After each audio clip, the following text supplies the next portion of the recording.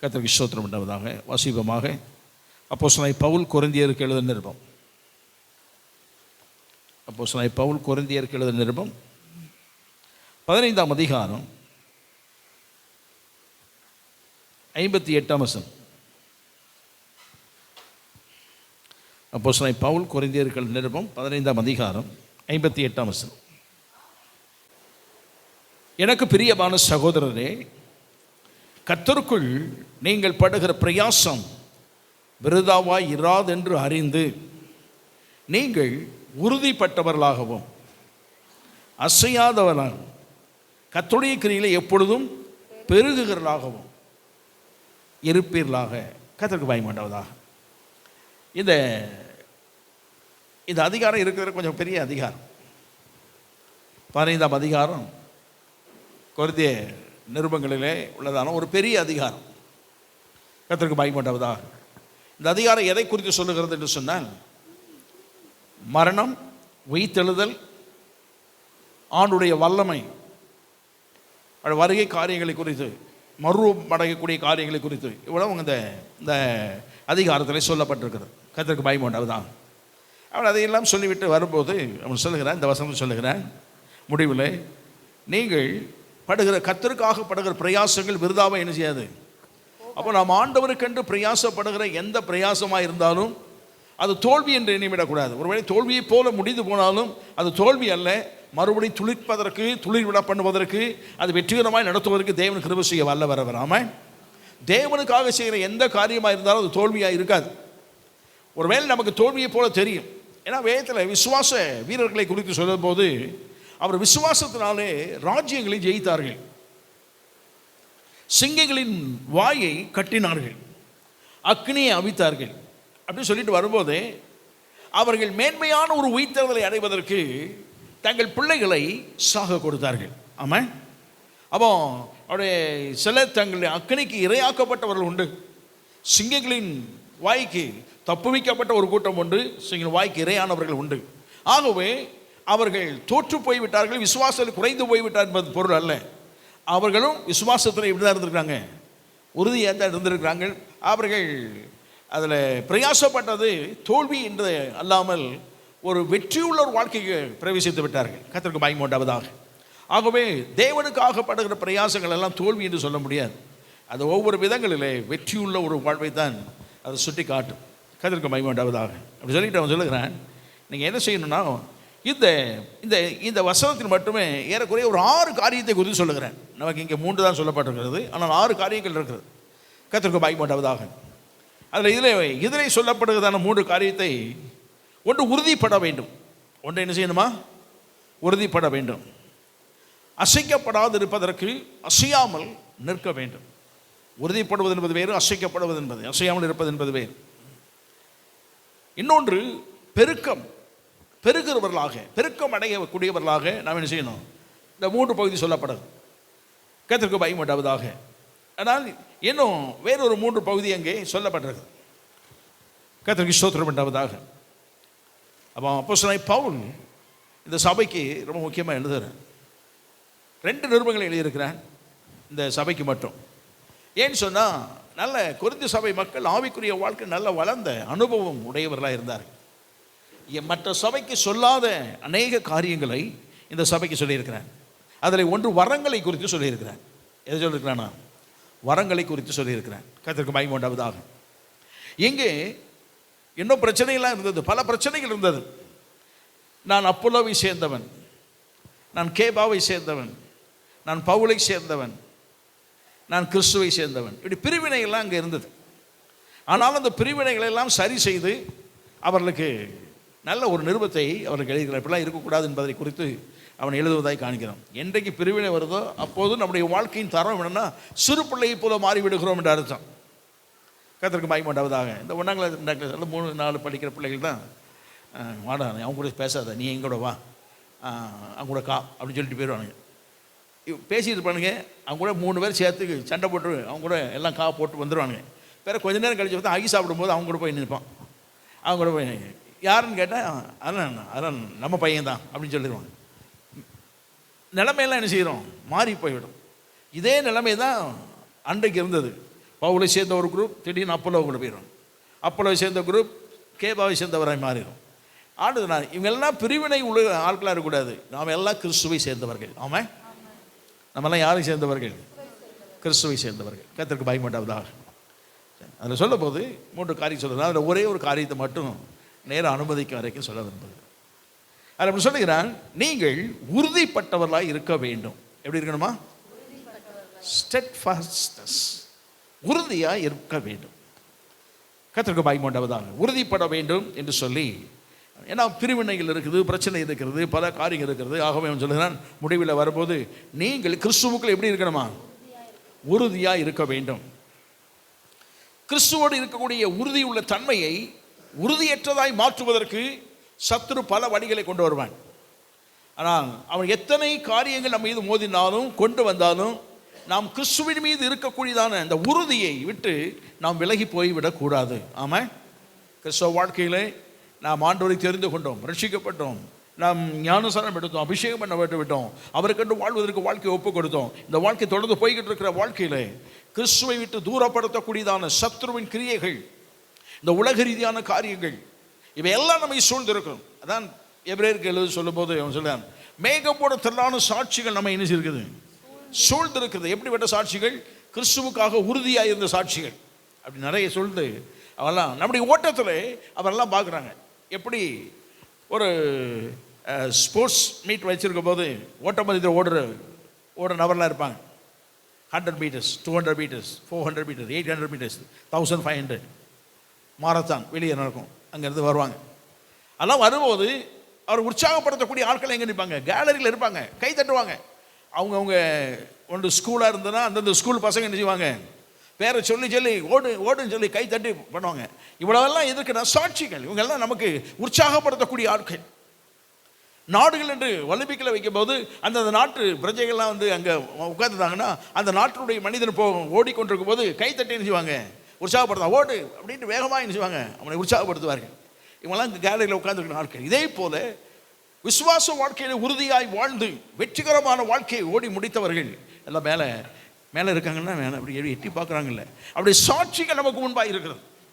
எப்படிலாம் உறுதியாக இருந்தார்கள். ஆள் இருக்காது, ஆனால் அவங்களுடைய சாட்சி என்ன செய்கிறது? இருக்கிறது. கர்த்தருக்கு பயம் உண்டாவதாக. அவங்கெல்லாம் அப்போ நாம் உறுதி ஓட வேண்டும். ஓடும்போது பின்னடைவு ஏற்படக்கூடிய வாய்ப்புகள் இருக்கும். தடை தாண்டி ஓடுவது போல சில தடைகள் நம்முடைய வாழ்க்கையில் இருக்கும். சில பிரச்சனைகள் சத்துரு கொண்டு வந்து வைப்பான், பக்க வழிகளை கொண்டு வந்து வைப்பான். ஆனால் அவங்க எல்லாம் சொல்லுவாங்க, இல்லை இவையல்ல, உன்னுடைய வழி நேரான வழி, எப்படி ஓடு என்று சொல்லி சாட்சிகள் எல்லாம் நமக்கு என்ன செய்யும்? அவை நம்மை உற்சாகப்படுத்தக்கூடிய சாட்சிகள் இருக்குது. தேமேகப்பட்ட திரளான சாட்சிகள் சூழ்ந்து கொண்டிருக்கிற அந்த ஓட்டத்தில் பாரமான யாவற்றையும், பாரம் எங்கே தான் இருக்கு? எங்கே தான் இருக்கு? நம்மகிட்ட தான் இருக்கு. இயேசு கிறிஸ்து விதைக்கிறவன் உண்மை சொல்லும்போது அவர் சொன்னார், சில விதைகள் முள்ளுள்ள இடங்களில் விதைக்கப்பட்டது, வளர்ந்தது. ஆனால் கொஞ்ச நாள் ஆன உடனே முற்களால் என்ன செய்யப்பட்டதான்? நெருக்கி கனி கொடுக்க முடியாமல் அது அப்படி வேறு ஆழமாக போக முடியலை. நெருக்கத்தினாலே, முற்கள் உடைந்த இடத்துல நெருக்கத்தினாலே அது செத்து போய்விட்டது. அப்போ அதனால் ஒன்றும் செய்ய முடியலை. அப்போ இந்த உலக கவலைகள், உலக பாரங்கள், நாமே ஒன்று நம்ம மீது சுமத்தப்படுகிற ஒன்று, இன்னொன்று நாமாவே வம்புக்கு இழுத்து வச்சுக்கிட்டது ஒன்று உண்டு. இதாக இருக்கீங்களா? நம்ம நிறைய இழுத்து வச்சுக்கிட்டது நிறைய உண்டு. பிறகுதான் யோசிப்போம், இதை போய் வீணாக நம்ம செய்தோமே அப்படின்னு. ஆகவே இந்த பாரங்களை எல்லாம் என்ன செய்யணுமா? நம்மகிட்ட தான் இருக்குது, எல்லாம் தள்ளிடணும். தள்ளிவிட்டு பாவம் என்பது முன்னாலே நிற்குது. அது நம்ம மேற்கொள்ளவில்லை, அது நம்மிடத்தில் ஆளுகை செய்யவில்லை, முன்னாலே இருக்கிறது. வேண்டுமானால் செய்யலாம், வேண்டாம் என்ன செய்யலாம்? தள்ளி விடலாம். அவ பாவம் நம்ம இடத்துல இருக்குது, தள்ளிவிட்டோம். பாவம் நமக்கு முன்பு இருக்கிறது, அதையும் தள்ளிவிட்டு விசுவாச வாழ்க்கை தொடங்கினோமே, அதை வெற்றிகரமாய் முடிப்பதற்கு இயேசுவை மட்டும் நோக்கி என்ன செய்யணுமா? ஓட வேண்டும் என்று சொல்லப்படுது. அப்போ அந்த ஓட்டத்திலே நமக்கு மனநிலையிலே ஒரு உறுதி இருக்க வேண்டும். எனக்கு முன்னாலே இயேசு இருக்கிறார். இந்த விசுவாச ஓட்டத்திலே நான் வெற்றிகரமாக என்ன செய்ய வேண்டும்? ஓட வேண்டும். எவைகள் இருந்தாலும் அவளை தாண்டி ஓட வேண்டும் என்றதான மன உறுதி நமக்கு இருக்க வேண்டும். ஆமாம், கர்த்தருக்கு பயம் உண்டாவதாக. ஆகவே அவன் சொல்லுகிறான், உங்களுடைய வாழ்க்கையில் நீங்கள் கிறிஸ்துவுக்குள் உறுதியாக இருக்க வேண்டும் என்று சொல்லி அவன் விரும்புகிறான். ஆமாம். அப்போ நம்முடைய வாழ்க்கையில் கிறிஸ்துவ வாழ்க்கை விட்டு தளர பண்ணக்கூடியதான எத்தனை கிரியைகள் எழுப்பினாலும் அவைகளை கண்டு நாம் தளர்ந்து போகக்கூடாது, முன்னோக்கி செல்ல வேண்டும். ஆமாம், அதை உறுதிப்பட வேண்டும் என்று சொல்லி சொல்லப்பட்டிருக்குது. கர்த்தருக்கு மகிமை உண்டாவதாக. அப்போ உறுதிப்பட வேண்டும் என்று சொன்னால் நிறைய இருக்குது. கிறிஸ்துவ வாழ்க்கையில் நாம் உறுதியாக இருக்க கர்த்தர் உதவி செய்வாராக. ஆமாம், கர்த்தருக்கு ஸ்தோத்திரம் உண்டாவதாக. இந்த உறுதியாக இருக்க வேண்டும் என்று சொன்னால் என்ன வேண்டும்? நமக்கு நாம் உறுதியாக இருக்க வேண்டும், அப்படிதான் இருக்கணும். நமக்கு உறுதியாக இருக்க வேண்டும் என்று சொன்னால் முதலாக நமக்கு தேவை வேத வசனம். ஆமாம், இங்கே தான் இருக்கீங்களா? வேத வசனம் வேண்டும். இயேசு கிறிஸ்து மலை பிரசங்கத்தில் பிரசங்கிக்கும் போது சொன்னார், நான் சொல்லுகிறதான இந்த வார்த்தையை கேட்டு அதன்படி வாழ்க்கை அமைத்து வாழ்கிற ஒருவன் கண்மலை மீது அஸ்திவாரமிட்டு வீட்டை கட்டின ஒரு மனுஷனுக்கு ஒப்பாயிருக்கிறார். இதே வார்த்தையை தான் கேட்கிறான். வார்த்தையை கேட்டுவிட்டு அதன்படி நடக்காமல் மனப்போன வாழ்க்கையில அவன் போய்விட்டான் என்று சொன்னான். அவனும் வீடு கட்டுகிறான். அந்த வீடு எதில் கட்டப்பட்டதான்? மணல் மீது கட்டப்பட்டது. கர்த்தருக்கு மகிமை உண்டாவதாக. அந்த 2 வீடும் பார்க்க நல்லா தான் இருக்குது. 2 வீடும் பார்க்க ஒரே மாதிரி தான் இருக்குது. இன்னொரு வயசு நம்முடைய புரிந்து கொள்ளுங்க சொன்னோம் என்று சொன்னால், வரும்போது சர்ச்சுக்கு எல்லாரும் ஒரே மாதிரி தான் இருக்கிறோம். ஆண்டவரை ஆராதிப்பது ஒரே மாதிரி தான் இருக்குது. கூட்டத்தில் வந்து உட்கார்ந்திருப்பது ஒரே மாதிரி தான் இருக்கும். ஆனால் வாழ்க்கையில் சில போராட்டங்கள், சில பிரச்சனைகள் சத்துருவினாலே வரலாம், இயற்கையினாலே வரலாம், நம்முடைய வாழ்க்கையினாலே நாம் ஏற்படுத்திக் கொண்டதாக இருக்கலாம். எப்படி இருந்தாலும் தேவன் சில காரியங்களை அனுமதித்திருக்கலாம். எப்படி இருந்தாலும் சில நீரோட்டங்கள் நம்முடைய வாழ்க்கையில் மோதி அடிக்கும் போது நிலைத்திருக்க வேண்டும், உறுதியாக இருக்க வேண்டும். ஆமாம். அப்போ ஒரு வீடு வந்த வேகத்தில் மழை பெய்தது. மழை பெய்ததுனால பெருவெள்ளம் வந்தது. பெருவெள்ளம் பிரவாகித்து ஓடியது. ஓடின அந்த வெள்ளத்தில் ஒரு வீடு இல்லாமலே போயிட்டு, மணல் மீது கட்டப்பட்டபடினாலே அந்த மணலில் தண்ணி இறங்கி அஸ்திவாரம் தளர்ந்தது, குலுங்கினது, கட்டடம் கீழே விழுந்துச்சு. கொஞ்ச நேரத்தில் கட்டடத்தை காணும். ஆனால் கண்மலை மீது இருந்ததான வீடு, அந்த வீடு நிலைத்திருந்தது. அதான் இந்த வீடு அங்கே உறுதியாக இருந்தது. கர்த்தருக்கு மகிமை உண்டாவதாக. அப்படி ஆண்டவர் சொன்ன காரியம் என்னன்னா, வசனத்தில் நம்முடைய வாழ்க்கையில் கேட்டு உறுதியாக இருக்க நம்ம கற்றுக்கொள்ள வேண்டும். ஆமாம். எப்போது போல வசனத்தை வாசிக்கிறது என்பது ஒன்று இருக்கிறது. அதாவது வசனம் வாசிக்கன்னா ஆண்டு வருத்தப்படுவார். அப்படி என்னன்னு நான் நிறைவேறுகிறது. வசனம் வாசிக்கலாம் யார் வருத்தப்படுவா? நீங்கள் வசனம் வாசிக்கலாம் ஆண்டு வருத்தப்படவே மாட்டார். வருத்தப்பட வேண்டியது யார் தான்? நீங்களும் நானும் தான். நம்ம ஸ்கூலில் படிக்கலை, படிக்காமல் போகிறோம். டீச்சருக்கு கவலை கிடையாது. அவங்க சொல்லிக் கொடுக்க வேண்டிய வேலை அவங்க வேலை. படிக்க வேண்டியது யார் வேலை? நம்முடைய வேலை. ஒவ்வொரு நாளும் கற்றுக்கொள்ள. நான் படிக்கிறேன்னா டீச்சருக்கு பாவம், ரொம்ப வருத்தப்படுவாங்க. அவங்க வருத்தப்பட மாட்டாங்க. அதே கிளாஸில் மறுபடியும் உட்கார்ந்தாலும் உனக்கு அதே மாதிரி தான் என்ன செய்வாங்க? நமக்கு டீச் பண்ணுவாங்க. ஐயோ, எல்லாருக்கும் சந்தோஷமாக டீச் பண்ணிவிட்டு இவனை பார்த்த உடனே உனக்கு வருத்தமாக இருக்கப்பா, உனக்கு மறுபடியும் சொல்ல வேண்டியது இருக்குது அப்படின்னு யாரும் எந்த டீச்சரும் என்ன செய்வதில்லை, சொல்கிறதில்லை. நாம் வேதத்தை வாசிக்காவிட்டால் வருத்தம் ஆண்டவர்கள் நிறைய பேருடைய வாழ்க்கையில் அப்படி இருக்கு. இன்னொன்று, நாம் வேதத்தை வாசிக்காவிட்டால் ஏதோ ஒரு குற்ற உணர்வு போல் நமக்கு என்ன செய்யுது, வந்து விடுது. ஐயோ, இன்னைக்கு வேதம் வாசிக்கலை. அதனால் என்ன செய்ய, வேதம் வாசிப்பது என்பது நம்முடைய வாழ்க்கையில் அது ஒரு ஒரு பழக்கமாகவே இருந்தது. அது ஒரு உணவு. அது என்னது? உணவு. சாப்பிடலைன்னா நம்முடைய பலன் குன்றி போய்விடும். அதுக்கு இப்பெல்லாம் சத்துள்ள ஆகாரம் சாப்பிடணும்னு நிறைய யூடியூப்லாம் வருது. நிறைய சத்து குறைவாக போனோடனே டாக்டர்ஸை போனோடனே நல்ல ஒரு இதெல்லாம் ப்ரிஸ்கிரிப்ஷன் எழுதி கொடுத்துருப்பாங்க. இதெல்லாம் சாப்பிடுங்க, இதெல்லாம் சாப்பிடுங்க. அதோடு சாப்பிடும்போது இதையும் சேர்த்து சாப்பிட்டுக்கிடுங்க.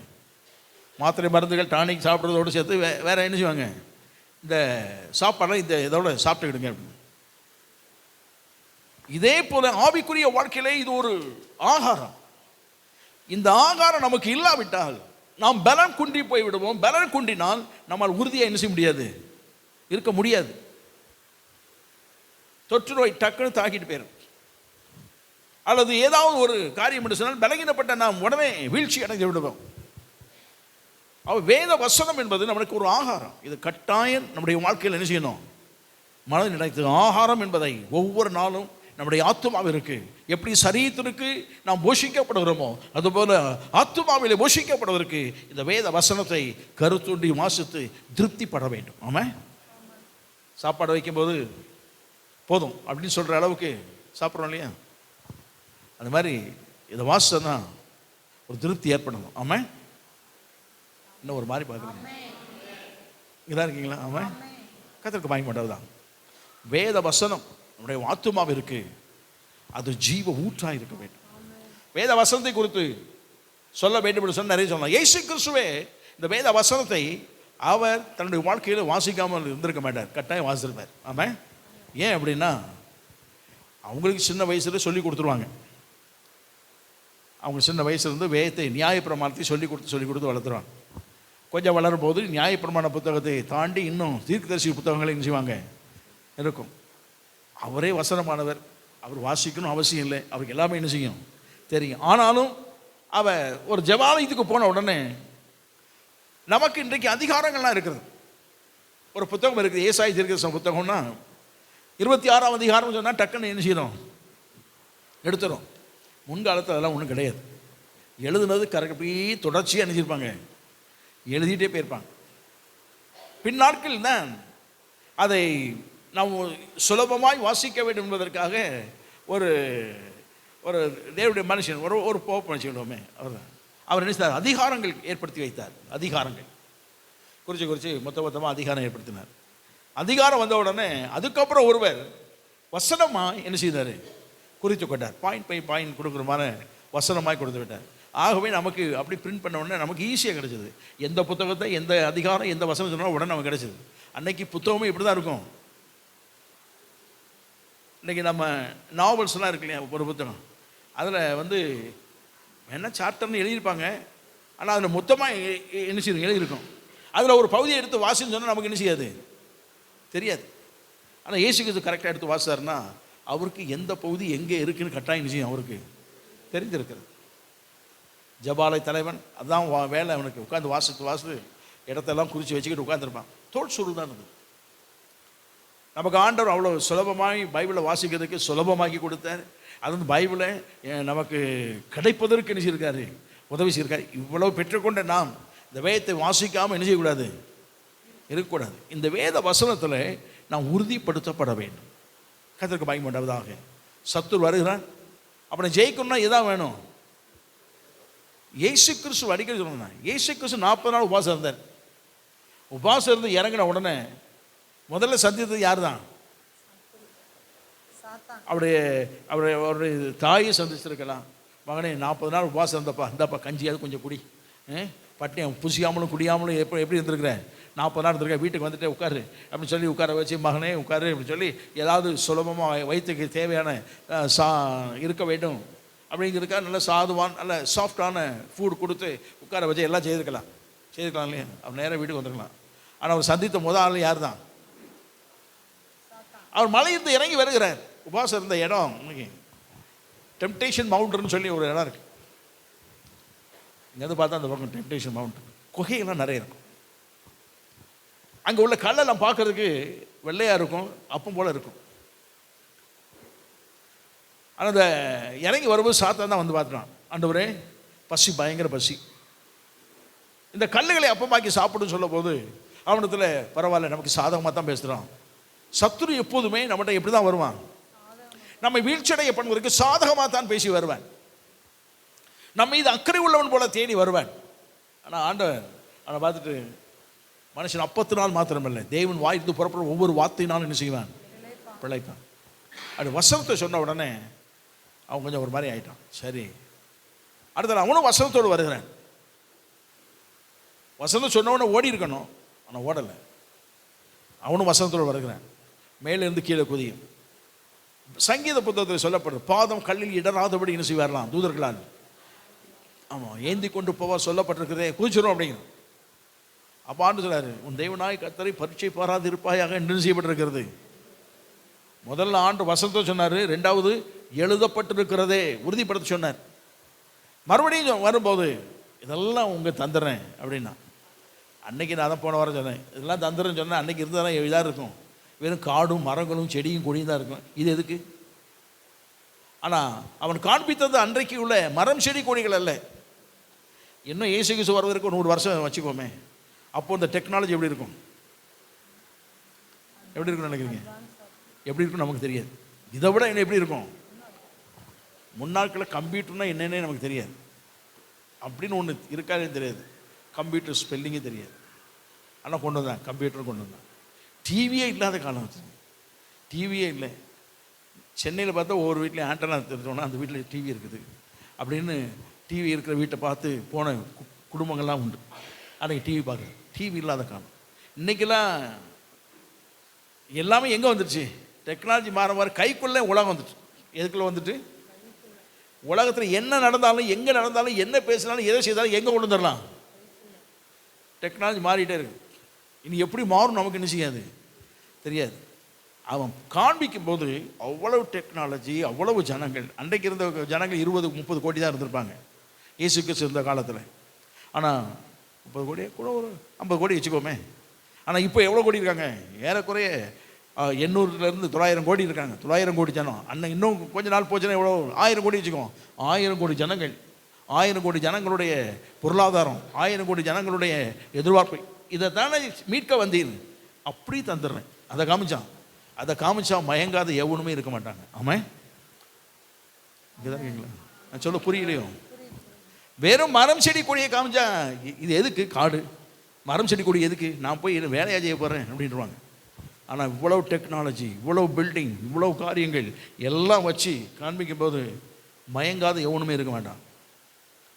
ஆண்டவர் அதையும் பார்த்துக்கிட்டு இது வரல, வந்த நோக்கு இதுக்கு வரல, தேவனாய் கர்த்தரை ஆராதிக்க வேண்டும் என்ற வசனத்தை சொன்ன போது அவன் அதோடு போனவன் தான், மறுபடியும் வரவே இல்லை. ஆமாம், நாம் அவனை மேற்கொள்வதற்கு, நம்முடைய விசுவாச வாழ்வை உறுதியை தளர்த்து விடுவதற்கு அவன் என்ன செய்வான்? பல காரியங்களை கொண்டு வருவான்.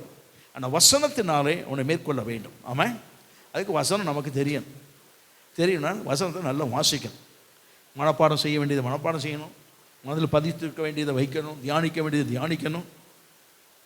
கர்த்தருக்கு மகிமை உண்டாவதாக. அப்படி வாசிக்கும் போது உங்களுக்கு வசனம் நல்லா வருதான், விரலை வைங்க, விரலை வச்சு அதெல்லாம் நம்ம ஒரு பழக்கத்தை வச்சுக்கோங்க. கட்டாயம் அப்படி தான் செய்யணும். இல்லை, இந்த வசனம் எனக்கு சொந்தமாக்கப்படணும்.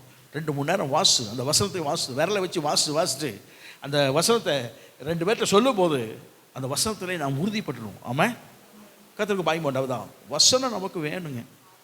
வசனம் இல்லாமல் நம்முடைய வாழ்க்கையில் வளர்ச்சியே இல்லை.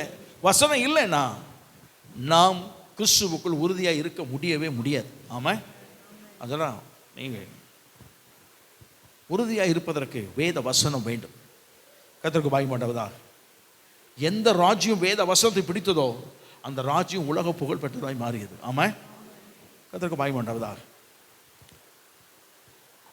கேட்டிருக்கலாம், பிரிட்டிஷ் சாம்ராஜ்யம் அமைத்தாங்க, அவங்க பெரிய ராஜ்யம் அமைத்தார்கள். விக்டோரியா மகாராணி குறித்து படிச்சிருப்பேன். அந்த அம்மா நமக்கு கல்கட்டாலாம் வந்து இறங்கிச்சு.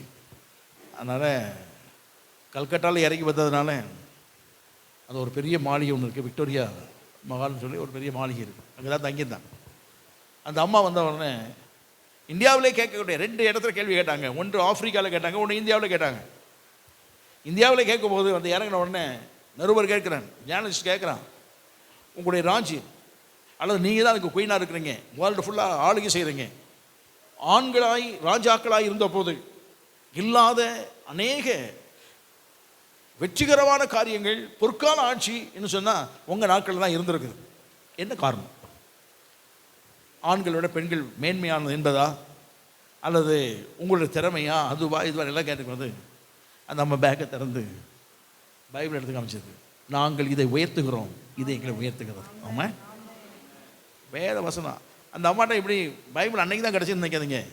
அதுக்கு ஏறக்கூடிய 7-8 வயது இருக்கும்போது அவருடைய தகப்பனார் மரித்து போய்விட்டார். கர்த்தருக்கு மகிமை உண்டாவதாக. அடுத்து அவருக்கு பையன் இல்லாதனால பிள்ளை மகாராணி ஆக்கப்பட வேண்டும். படுத்திருந்த பிள்ளை எழுப்புறாங்க, அவர் இறந்துட்டார், மகாராணியை முடிசூட்டப்பட வேண்டும். அப்படி தட்டி எழுப்புறாங்க. இரவு தட்டி எழுப்பினோன்னே முழிச்சு பார்க்குது. என்னன்னொன்னே நீ வாமா அப்படின்னு கூப்பிட்டு போகிறாங்க.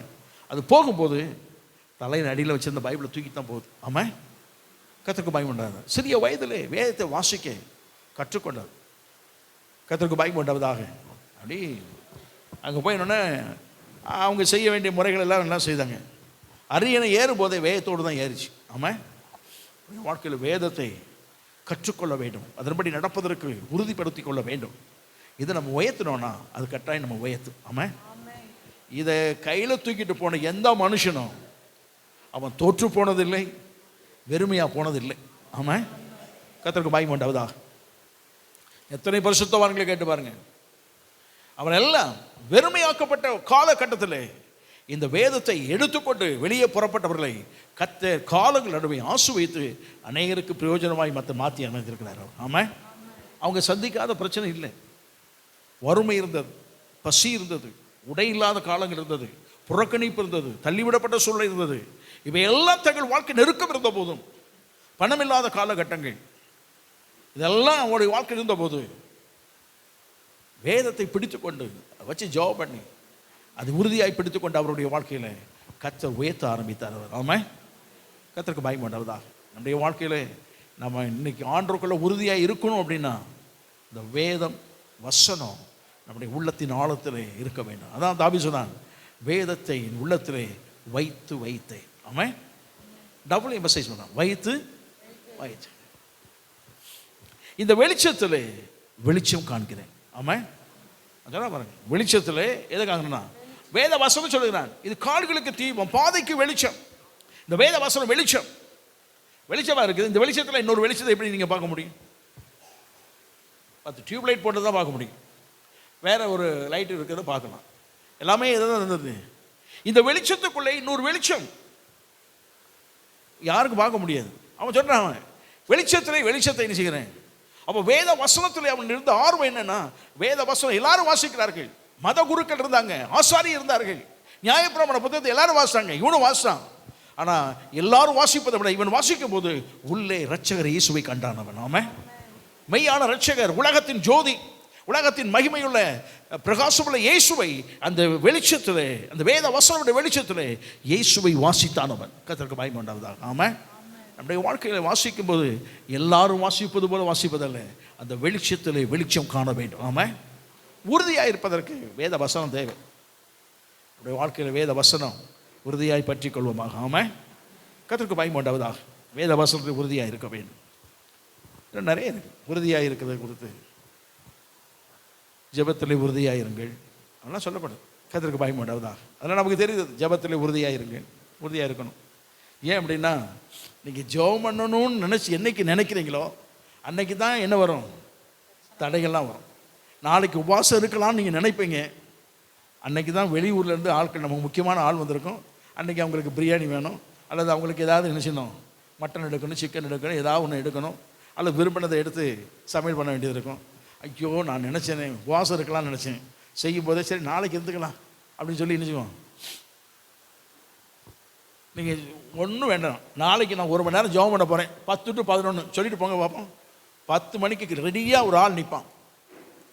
ரொம்ப முக்கியமான ஆள், சாதாரண ஆள் வந்தால் தூக்கி வீசிடுவோம். முக்கியமான ஆள் வந்து வேறு வழி இல்லாமல் நம்ம சிக்கலில் மாட்டி 11 மணி வரைக்கும் இருந்துட்டு நான் போயிடுவோம். நம்ம நியமித்த நேரம் என்ன செய்கிறோம், போயிடும். ஏன்னா அப்போ என்ன பண்ணணும் அப்படின்னா, ஜெபத்திலே உறுதியாக இருக்கணும். எந்த டைம் செட் பண்ணிட்டோமோ யாரையும் பார்க்கக்கூடாது, கதவை மூடிடணும். உட்கார்ந்துட்டோன்னா கர்த்தர் அந்த நேரத்தில் அந்த உறுதியை என்ன செய்வார், ஜெபத்தின் உறுதியை பார்த்து, நேரத்தை எடுத்துக்கொண்டதை பார்த்து கட்டாயம் பதில் தருவார் அவர். ஆமாம், கற்றுக்குமா, இது உறுதி, ஜெபத்தின் உறுதி. இன்னொன்று, ஜெபம் பண்ணணும்னு நினச்சி தான் போவோம், முழங்கால் போடுறோம், இல்லாத பிரச்சனைலாம் மைண்டுக்குள்ளே வரும். அப்படியே உட்காந்து யோசிக்கிட்டே இருப்போம், நேரம் போயிடும். பார்த்தா அதுக்குள்ளே என்ன செய்கிறோம், 1 மணி நேரம் 1.5 மணி நேரம் போயிடும். என்னடா இது வந்து, இது இப்போ தான் ஒரு பாட்டு பாடி கண்ணை மூடுனேன், அதுக்குள்ளே நேரம் ஆகிட்டு ஜெபம் பண்ணலை. ஏன்னா திங்கிங்கெல்லாம் ஓடி ஓடி ஓடி என்ன செய்யுது, அது 1 மணி நேரம் ஈஸியாக போயிடும். ஆனால் போராடி ஜெபம் பண்ணுங்கன்னு சொல்லி நல்ல அன்னி பாசை பேசி ஜெபம் பண்ணிவிட்டு ரொம்ப நேரம் ஜெபம் பண்ணிட்டு கண்ணை திறந்து பாருங்க, 5 நிமிஷம் தான் போயிடும். அது ஒரு பெரிய வெறுப்பாயிரும். என்னடா இது 5 நிமிஷம் தான் போயிருக்கு, நான் ரொம்ப நேரம் ஜெபம் பண்ண மாதிரி இருக்குது. அப்படி தான் இருக்கும். நமக்கு தடைகள்லாம் எப்படி வரணும் அப்படி தான் வரும். ஆனால் நல்ல உறுதியாக இருந்து கண்ணை மூடினா பக்கத்தில் இடி விழுந்து பல்ல விழுந்தாலும் சரி அப்படிங்கிற லெவலில் நம்ம உட்காந்துடணும். ஆமாம், உறுதி, ஜெபத்தில் உறுதியாக இருக்க வேண்டிய இப்படிலாம் இருந்தாங்கன்னு சொல்லி வேதத்தில் சொல்லப்படுது.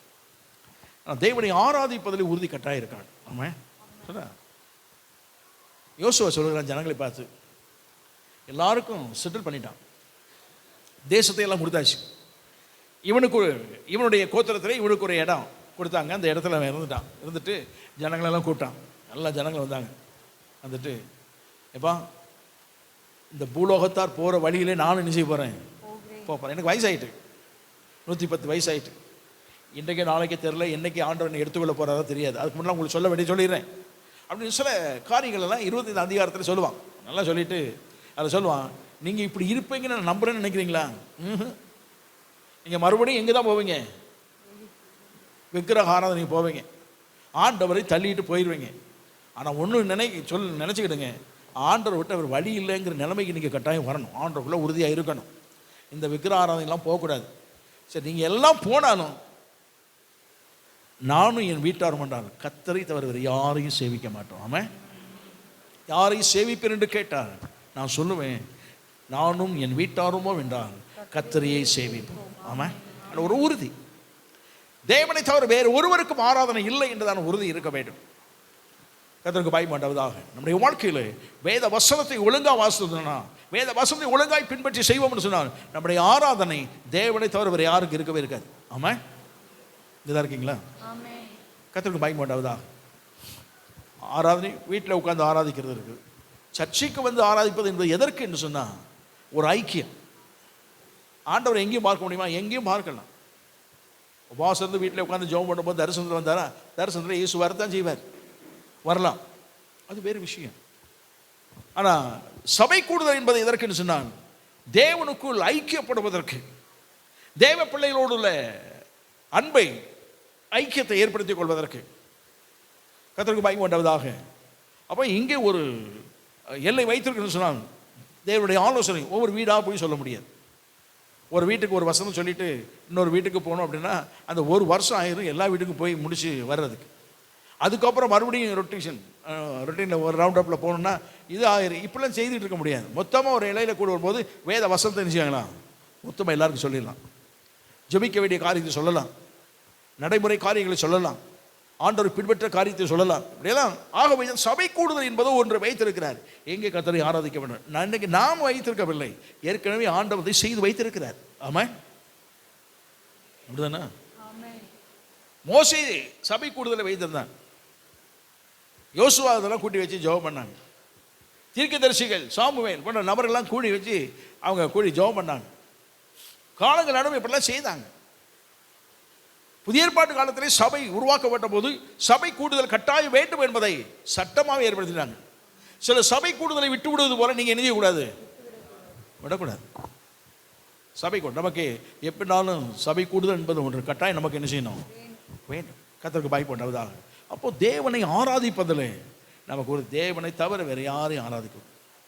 அதான் எலியா சொன்னான், கர்த்தர் தெய்வம் என்றால் கர்த்தரை என்ன செய்யுங்க, ஆராதிங்க. பாகால் தெய்வம் என்றால் பாகாலை ஆராதிங்க. 2 காரியங்களே குந்தி குந்தி ஏன் நடக்கிறீங்க. நடந்த சம்பவம் என்ன அப்படின்னா, ஆகாப் யேசபேல் 2 பேரும் பயங்கர கொடூரமாய் விக்கிராராதனை வைத்து ஜனங்களை உபத்திரப்படுத்தினாங்க. எல்லா தெருக்களிலும் பாகால் சிலை வச்சுட்டு, ஏன்னா ஊர் முழுவதும் பாகால் தீர்க்கதரிசி நினைச்சாங்க, சுற்றி வரான். அரண்மனையில் மட்டுமே 400 தீர்க்கதரிசி இருக்கணும், பாகால் தீர்க்கதரிசி இருக்கிறாங்க. அரண்மனையில் உட்கார்ந்து அவனை என்ன செய்றானுங்க, போட்டு ஓதிக்கிட்டு தான் இருக்கிறாங்க. பாகால் தீர்க்கதரிசி 400 பேர் உள்ளே இருக்கான். இன்னும் ஒரு 450 பேர் ஊரை சுற்றிக்கிட்டு இருக்காங்க. எல்லாம் யாரெல்லாம் வணங்கலே, அவங்கெல்லாம் எல்லாம் வெளியே பயந்து போயிருந்தாங்க. கர்த்தருக்கு பயப்படும் பயம் இருக்கான வெளியே காட்ட முடியல. அவன் கொன்றுவான், யேசபேல் கொன்றுவான் அப்படின்னு பயந்து போயிருந்தாங்க. அப்போ வெளியே வரும்போது பாகாலுக்கு வணக்கம், வீட்டுக்குள்ளே போனால் எப்பா எங்கள் நிலைமையெல்லாம் நீ அறிந்திருக்கீங்களா, மன்னியோப்பா கிருபை செய்யும் அப்படின்னு சொல்லி ஒரு அழுது கர்த்தரையும் ஆராதிச்சிடுவான். வெளியே வந்த யாருக்கு ஆராதனை, 2 ஆராதனை அவர்களுக்குள் இருந்தது. அதான் எதுக்கு அங்கே இப்படி குந்தி குந்தி அங்கேயும் இங்கேயும் நடந்துவீங்க, ஒன்றே ஆராதனை, ஒன்று அங்கே போயிருங்க அல்லது எங்கே வந்துடுங்க, இங்கே வந்துடுங்க. அப்போ நடந்த ஒரு போட்டி போல நடந்ததான ஒரு சவால் தான் கர்த்தர் தெய்வம் என்பதை நிரூபித்து காட்டினான். அவனுடைய வாழ்க்கையில் இவெல்லாம் நிரூபித்து தான் காட்டணுங்கிற அவசியம் இல்லை. கர்த்தர் தெய்வம் தான். ஆமாம், அவரை தவிர வேற ஒரு கண்மலை இல்லை, அவரை தவிர வேற ஒரு ஜீவனுள்ள தேவன் இல்லை. அவரை ஜீவனுள்ள தேவன், அவரே கர்த்தாதி கர்த்தர், தேவாதி தேவன், ராஜாதி ராஜா. இப்படிதான் வேதம் சொல்லுது. எழுதி வச்சிருக்காங்க, அனுபவத்தோடு எழுதி வச்சிருக்கிறாங்க. முகமுகமாய் கண்டவர்கள் எழுதினார்கள். தரிசனத்திலே பார்த்தது என்பதை விட கண்களுக்கு முன்பதாக அப்படி தோற்றத்தை கண்டு எழுதினவர்கள். கர்த்தருக்கு பயப்படாததாக. யோவான் எழுதுறான், நிருபத்தில் கடைசி பகுதியில் கடைசி வசனம் சொல்லும்போது சொன்னான், அவரே ராஜா, மெய்யான தேவனும் ராஜாதி ராஜாவும் கர்த்தாதி கர்த்தரும் தேவாதி தேவனுமாய் இருக்கிறார். ஆமாம், அவர்தான். நம்ம அவரை தவிர வேறு ஒருவருக்கு ஆராதனை இல்லை. கர்த்தருக்கு மகிமை உண்டாவதாக. அவரை விட்டுறக்கூடாது. அப்புறம் வேத வசனத்தில் உறுதி இருக்க வேண்டும். அந்த விசுவாச வாழ்க்கையின் ஓட்டம் என்னுடைய வாழ்க்கை சீராய் அற்புதமாக இருக்கணும், ஆசீர்வாதமாக இருக்கணும். ஆமாம், என்னுடைய வாழ்க்கையில் இன்றைக்கு ஆண்டு சமூகத்தில் வந்திருக்கிறோம். நம்முடைய விசுவாச வாழ்க்கை நல்ல உறுதியாக இருப்பதாக. எத்தனை சத்ருவின் கிரியைகள், மனிதனுடைய போராட்டங்கள் அல்லது பிரச்சனையான சூழ்நிலைகள், பெருவள இறைச்சல் போல மோதி அடிக்கிறதான காலகட்டங்கள், இவையெல்லாம் வந்தாலும் கிறிஸ்துவுக்குள் உறுதியாக இருக்க வேத வசனத்தை பிரித்துக் கொள்வோமாக. ஆமாம், வேத வசனம் அவரையே பற்றி கொள்வோம். அவர் நமக்கு வேண்டும் என்று சொல்லி அவரை உறுதியாக பிடித்துக் கொள்வோம். அப்படி இருக்கிறவன் அவர்கள் விசுவாசத்தில் உறுதியாக இருக்க தேவன் சொல்வார். வேதத்தில் நிறைய இருக்குது. விசுவாசத்தில் உறுதியாக இருந்து நம்முடைய ஓட்டத்தை வெற்றிகரமாய் முடிக்க கத்த உதவி செய்வார் அவர். ஆமாம், உறுதியாக இருப்பது வேத வசனத்தில் உறுதியாக இருப்போமா. ஆமாம், எழுதுறது ஜெபம் பிரைஸ் சொல்லுவோம். ஹல்லேலூயா, ஸ்தோத்திரம். உறுதிப்பட்டவர்கள் ஒன்றுதான் இருக்கிறது. இன்னும் அசையாதவர்கள் இருக்கிறது, பெருகிறவர்கள் இருக்கிறது. எவைகளில் அசைக்கப்படக்கூடாது, எவைகளெல்லாம் பெருக்க வாழ்க்கையில் வேண்டும், இதெல்லாம் வேதத்தில் சொல்லப்பட்டிருக்கிறது. அவருடைய வார்த்தையில் சொல்லிட்டு போயிட்டான். ஆனால் உள்ளே இருக்கிறது. நம்முடைய வாழ்க்கையில உறுதியாக இருக்க கத்த உதவி செய்வதாக. அந்த தேவனை உறுதியாய் பற்றி கொண்ட மனதுடையவன் அவனை பூர்ண சமாதானத்துடன் நடத்துகிற தேவன் அவர். அவரை உறுதியாய் பற்றி கொள்ள தேவன் உதவி செய்வாராக. ஹல்லேலூயா. உம்மை நம்பி உந்தன் பாதம் உறுதியாய் பற்றி கொண்டோ, ஒருபோதும் கைவிட மாட்டீ. உம்மை நம்பி உந்தன் பாதம் உறுதியாய் பற்றி கொண்டோ, ஒருபோதும் கைவிட மாட்டீ. அச்சாரமா முத்திரையா அபிஷேக வல்லமையின் அடிமைக்கு தீரே. அச்சாரமா அபிஷேக வல்லமை அடிமைக்கு தந்தீரே. ஐயா, அடிமைக்கு தந்தீரே. ஏசையா, அடிமைக்கு தந்தீரே. உம்மை நம்பி உந்தன் பாதம் உறுதியாய் பற்றி கொண்டோ, ஒருபோதும் கைவிட மாட்டீ. உம்மை நம்பி உந்தன் பாதம் உறுதியாய் பற்றி கொண்டோ, ஒருபோதும்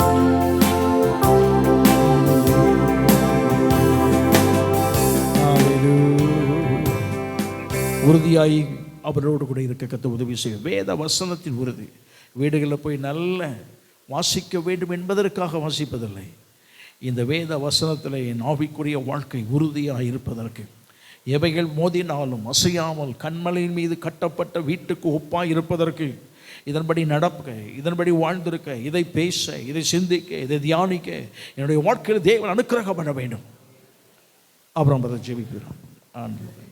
மாலை ஆராதனை எங்களுக்கு ஆசீர்வதித்து தந்ததுக்காக உமக்கு ஸ்தோத்திரம் தகப்பனே. ஆண்டவரே, காலை ஆராதனை எங்களுக்கு ஆசீர்வதித்து தந்தது போல் இந்த மாலை ஆராதனையும் நீர் எங்களுக்கு ஆசீர்வதித்து தந்தீர். உமக்கு நன்றி செலுத்துகிறோம். இம்மட்டுமாய் ஆண்டவரே, உம்மை துதித்து பாட, உம்முடைய வேத வசனங்களை கேட்க எங்களுக்கு உதவி செய்து, உமக்கு காணிக்கை செலுத்தி உம்முடைய சமூகத்தில் நாங்கள் உண்மை ஆராதிக்க எங்களுக்கு உதவி செய்தீர். உமக்கு நன்றி ஆண்டவரே. தகப்பனே, உம்முடைய வார்த்தைக்காக உமக்கு ஸ்தோத்திரம். ஆண்டவரே, நாங்கள் உம்முடைய வார்த்தையில் நாங்கள் உறுதியாக இருக்க ஆண்டவரே எங்களுக்கு போதித்தீரே, அதற்காக உமக்கு நன்றி செலுத்துகிறோம் ஆண்டவரே. ஆண்டவரே, உமக்கு ஸ்தோத்திரம் ஆண்டவரே. ஆண்டவரே, உறுதியாய் ஆண்டவரே உம்மை பற்றி இருக்கிற, உம்மை பற்றி கொள்ள ஆண்டவரே, உறுதியாக உம்மை பிடித்து கொள்ள நீர் எங்களுக்கு போதித்திருக்கிறீர். உமக்கு நன்றி செலுத்துகிறோம் ஆண்டவரே. உம்முடைய வார்த்தையை கேட்டு அதன்படி ஜீவிக்கிறவர்கள் கண்மலையின் மேலே கட்டப்பட்ட அந்த ஆண்டவரே மாளிகைக்கு ஒப்பா இருக்கிறீர்கள் என்று சொல்லியிருக்கிறது ஆண்டவரே. ஆண்டவரே, அது மோதி அடிக்கப்பட்டாலும் காற்றினாலும் அலைகளினாலும் மோதி அடிக்கப்பட்டாலும் விழுந்து போகாது என்று ஆண்டவரே, அந்த உறுதியான ஆண்டவரே அந்த வீட்டை போல நாங்கள் எப்போதும் உம்முடைய சமூகத்தில் உறுதியாக இருக்க ஆண்டவர் கிருபை செய்யும்படியாக நாங்கள் செபிக்கிறோம் ஆண்டவரே. உமக்கு ஸ்தோத்திரம் ஆண்டவரே. உறுதியான விசுவாசத்தோடு உம்முடைய சமூகத்தில் நாங்கள் காணப்பட ஆண்டவரே, எங்களுடைய வாழ்க்கையில் நாங்கள் உறுதியான நம்பிக்கையோடு உம்முடைய நாமத்துக்கு மகிமையாய் வாழ ஆண்டவர் எங்களுக்கு உறுதியான ஆண்டவரே சாக்கியத்தை நீர் எங்களுக்கு தரும்படியாக நாங்கள் செபிக்கிறோம் ஆண்டவரே. தகப்பனே, உமக்கு ஸ்தோத்திரம் ஆண்டவரே. நாங்கள் எப்போதும் ஆண்டவரே இந்த இஸ்ரவேல் ஜனங்களைப் போல ஆண்டவரே குந்தி குந்தி நடக்காதபடி ஆண்டவரே, கர்த்தர் தேவன் என்றால் கர்த்தரை சேவியுங்கள், பாகால் தெய்வம் என்றால் பாகாலை சேவியுங்கள் என்று எலியா ஆண்டவரே சொல்லி ஆண்டவரே அபயமிட்ட போது ஆண்டவரே, கர்த்தர் நீ வானத்திலிருந்து அக்கினியை இறக்கி கர்த்தரே தெய்வம் என்று சொல்லி ஜனங்கள் ஆண்டவரே கத்தி கதறும்போடியான ஸ்லாக்கியத்தை தந்தீரே ஆண்டவரே. அவர்கள் மறுபடியும் ஆண்டவரை உண்மை உறுதியாய் பற்றி கொள்ளும்படியான ஸ்லாக்கியத்தை கொடுத்தீரே, உமக்கு நன்றி ஆண்டவரே. நாங்களும் எங்களுடைய வாழ்க்கையில் ஆண்டவரே நாங்கள் உறுதியாய் உண்மை பற்றி கொள்ள ஆண்டவரே, உறுதியாய் உண்மை பிடித்து கொள்ள ஆண்டவரே, உமக்கு ஸ்தோத்திரம் ஆண்டவரே. எப்பொழுதும் அதில் நிலைத்து இருக்க ஆண்டவர் கிருபை செய்யும்படியாக செபிக்கிறோம் ஆண்டவரே. வேத வசனத்தை எங்களுக்கு பகிர்ந்து கொடுத்த தாசனை ஆசீர்வதிங்க. வேத வசனத்தை கேட்ட நம்முடைய பிள்ளைகள் ஒவ்வொருவரையும் ஆசீர்வதிங்க. ஒவ்வொருவரையும் நிலைப்படுத்தி உறுதிப்படுத்தி ஆண்டவரை நிலைநிறுத்தி ஆண்டவரே அவர்களை சமாதானத்தினால் காத்துக்கொள்ளும்படியாக நாங்கள் செபிக்கிறோம். ஒவ்வொருவரையும் ஆசீர்வதிங்க. உடைய நாமத்தை மகிமைப்படுத்துங்க. இயேசுவின் நாமத்தில் ஜெபிக்கிறோம் எங்கள் நல்ல பிதாவே. ஆமென், ஆமென், ஆமென். ஆத்துமாவே கர்த்தரை ஸ்தோத்திரி, ஆத்துமாவே கர்த்தரை ஸ்தோத்திரி, மறவாதே. ஆமென், ஆமென், ஆமென்.